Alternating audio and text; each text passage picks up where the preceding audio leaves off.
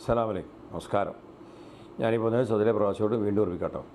ഞാൻ ഇന്നലെ ഒരു ഓൺവേഴ്സിലൂടെ ഇട്ടിരുന്നു സൗദി ജോലി ചെയ്യുന്ന പ്രവാസിയുടെ കോൺട്രാക്റ്റ് അഗത് തൊഴിൽ കരാർ പുതുക്കുന്നത് സംബന്ധിച്ചിട്ട് എനിക്ക് പറയാനുള്ളത്, കുറേ ആളുകൾ വിളിച്ച് ചോദിക്കുന്നു, ഞങ്ങൾ നാട്ടിൽ നിന്ന് ഒരു വർഷത്തെ പുതിയ വിസയിലേക്ക് വന്നതാണ്. ഒരു വർഷത്തേക്കാമുള്ള പുതിയ വിസയിലേക്ക് അത് പിന്നെ തൊഴിൽ കരാർ പിന്നെ പുതുക്കണോ, കോൺട്രാക്റ്റ് പുതുക്കണോ വെച്ചിട്ട് എനിക്ക് പറയാനുള്ളത്, ഒരു വർഷത്തെ പുതിയ വിസയിലേക്ക് വരുന്ന സമയത്ത് തന്നെ നിങ്ങൾക്ക് അതത് കമ്പനിയാണെങ്കിലും സ്പോൺസറാണെങ്കിലും കോൺട്രാക്റ്റിൻ്റെ പേപ്പർ ഖാരിജിയ ചെയ്തിട്ടും അതിൻ്റെ സ്റ്റിക്കർ ഒടിച്ചിട്ടും ചാമ്പർ ചെയ്തിട്ടും നിങ്ങൾക്ക് അയച്ചു തരുന്നുണ്ട് അവിടെ സൗദി കോൺസുലേറ്റ് സ്റ്റാമ്പ് ചെയ്യാൻ. പിന്നെ ഇവിടെ വന്നതിന് ശേഷം പിന്നെ പുതുക്കേണ്ട ആവശ്യമില്ല. പിന്നെ പുതുക്കേണ്ട ആവശ്യം എന്ന് പറഞ്ഞാൽ ആ ഇക്കാമ കഴിയുന്ന സമയത്ത് ഒരു വർഷത്തെ ഇക്കാമ ഉണ്ടാവും. ആ ഇക്കാമ കഴിയുന്നത്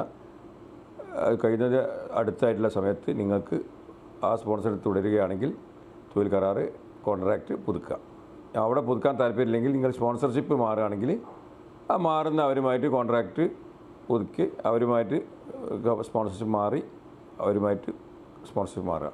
അല്ലാതെ പുതിയ വിസയിലേക്ക് വരുന്ന ഒരു വർഷത്തെ വിസയ്ക്ക് വരുന്നവർക്ക് ഇവിടെ എത്തിയതിനു ശേഷം പിന്നീട് പുതിയ കോൺട്രാക്റ്റ് പുതുക്കേണ്ട ആവശ്യമില്ല. മറക്കണ്ട. ഓക്കെ, എന്താ സംശയം കൊടുക്കാം. അസ്സലാമു അലൈക്കും.